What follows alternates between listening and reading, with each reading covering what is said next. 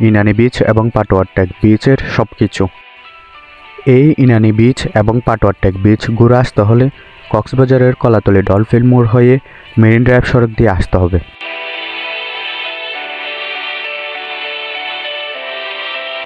কক্সবাজারের ডলফিন মোড়ে অসংখ্য অটো, সিএনজি, চাঁদের গাড়ি এবং বাইক ভাড়ায় পাবেন, যার মাধ্যম হয়ে আপনারা আসতে পারবেন।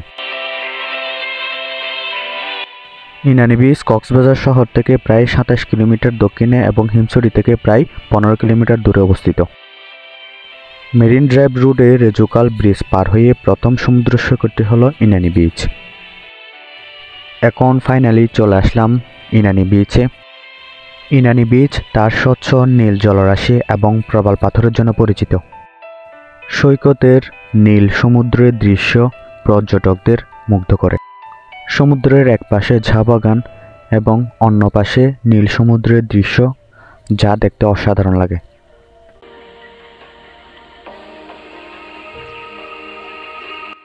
এখানে প্রচুর প্রবাল পাথর ছড়িয়ে ছিটিয়ে রয়েছে, যা ভাটার সময় স্পষ্টভাবে দেখা যায়। সমুদ্রটি ঘুরে দেখার সময় এখানে ছোট বড় ছাম্পান দেখতে পাবেন, যা সমুদ্রকে আরও আকর্ষণীয় করে তোলে। এই ছাম্পানগুলো দিয়ে মূলত জেলেরা মাছ ধরে এবং মাছ ধরা শেষে এগুলো সমুদ্রের পাড়ে এভাবে সারিবদ্ধভাবে রেখে দেয়।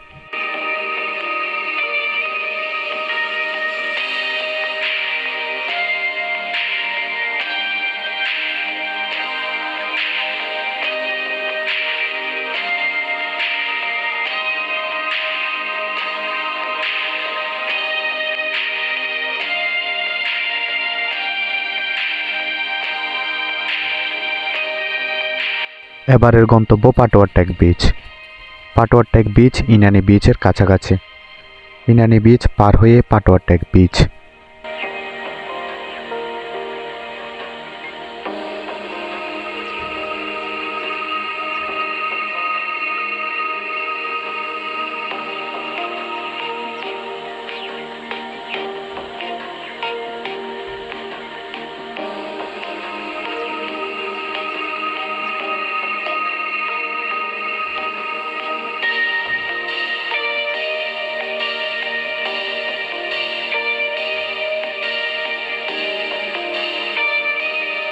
ফাইনালি চলে আসলাম পাটোয়ার টেক বিচে।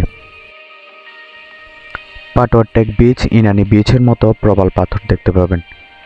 আপনারা যারা ইনানি বিচ এবং পাটোয়ার টেক বিচ ভ্রমণ করতে আসবেন, তারা সেন্ট মার্টিন সমুদ্র সৈকতের একটা ফিল নিতে পারবেন।